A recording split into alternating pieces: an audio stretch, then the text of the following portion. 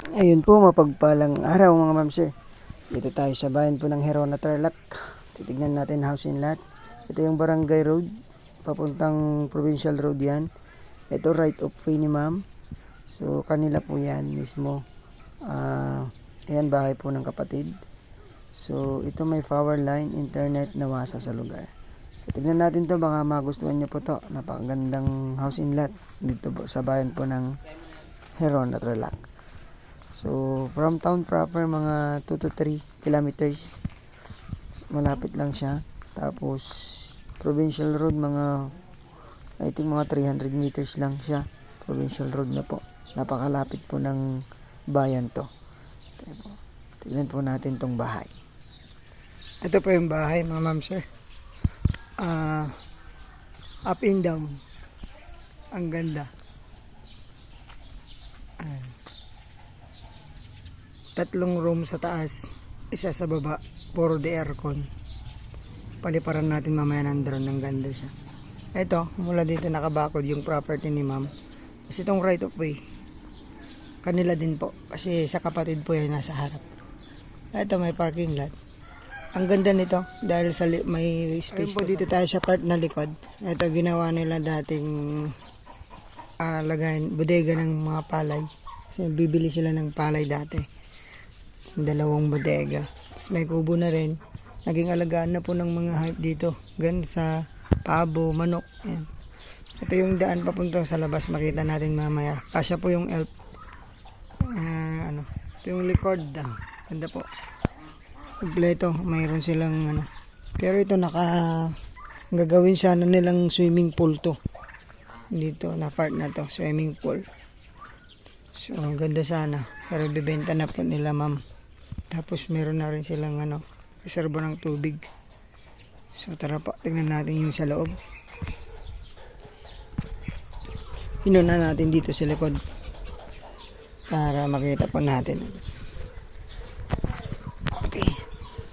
Ito naman yung labasan ng kusina nila. Ayan. Naka-aircon lahat. Maganda pa yung kulay. Ito, talagang linagyan ng space dito. Kasi yung daanan po ng elf. Kasi po, bibili sila dati ng palay. So, yun yung property nila. Naka-gate na. Tapos naka-gate ang laki. Ang taas, I mean.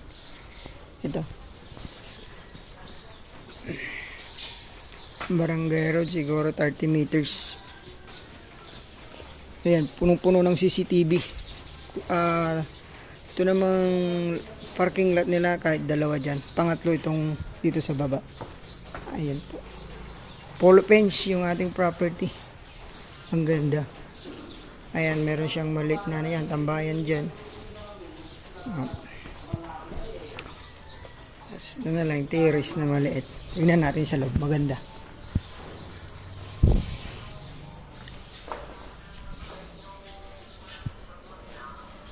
Ayan po. Up and down siya. 3 kwarto sa taas. Ayan. Kasama po lahat ng gamit. Isungor niya, kasama kataalaan di subdivide Kusina po ito. Doon po yung ating yung rep. Dito yung kanilang ganda rin. Ito may kwarto dito sa baba. Pag may bisita. O kaya dati daw kwarto ng katulong. Ayan. So, ito naman, may CR dito sa baba. Ayan po. May shower room. Ito, naka-tiles. Ang ganda po ng CR. Sa kusina to. Dito pa yung sinasabi ko. Dirty kitchen nila. Lahat ng gamit dyan. Huwag lang yung mga pinggan, kutsara. Tapos ito naman, yung sinasabi ko pong labasan. Tayo yung labasan. So, naka-fence pa rin. May CCTV pa rin tayo dyan. Ayan. Ito po, may laundry area. Malong, CCTV, yan. Washing machine. Jet. Washing machine. So, laundry area to. Napakaluwang. Pwede pang ang isang kwarto to. Ang ganda. Tara po sa taas. Magiting yung 1,000 namin, malugi na.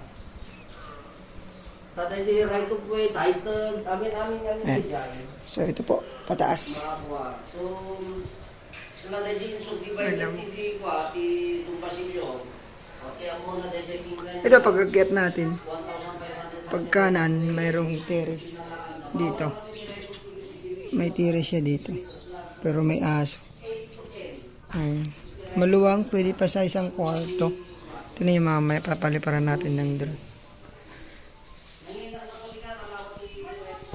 Tapos, left right dito. Ito yung pinakamaluwang na kwarto nila, ma'am.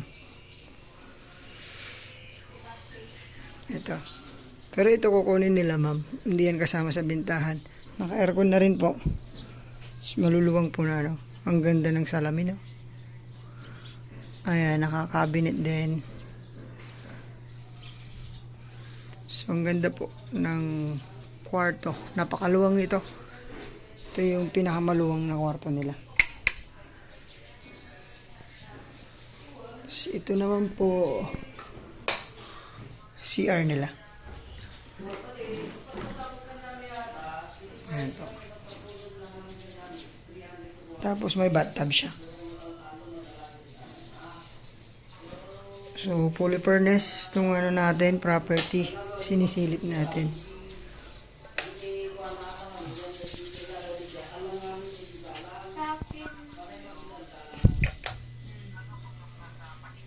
Ito, pangalawang kwarto din sa taas. Kwarto ng ano, anak nila.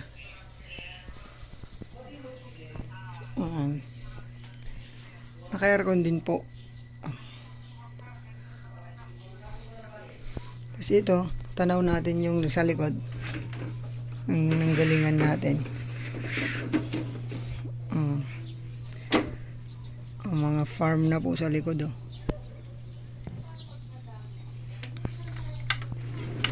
Ayan. Ganda po. Kwarto ng isang anak nila. Tapos ito, pangatlo. May aircon na rin po. Sama na rin kama.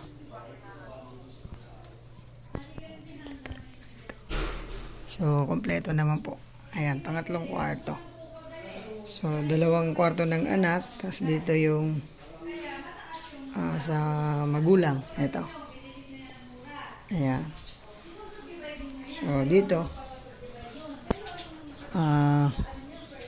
Hindi natin mabuksan kasi yun, no? May laking aso. Baka tirahin tayo. So, tara po. Tingnan natin sa labas ulit. Tapos, kailangan pagkaroon pati talong. So, ayan po. Kompleto naman.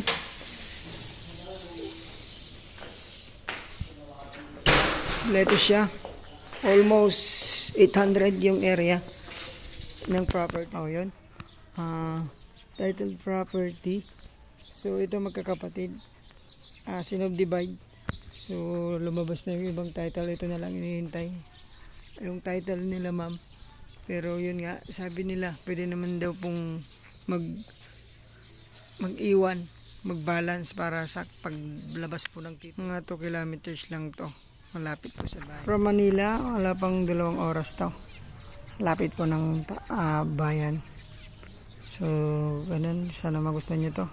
Yung price, lagay ko po sa ating description box. Kausapin ko yung seller na sa loob. Ayan po. All in hanggang all in ang lahat ng gamit. Tapos na lang natin makipag-negotiate sa kanya. Thank you po. God bless po sa ating lahat.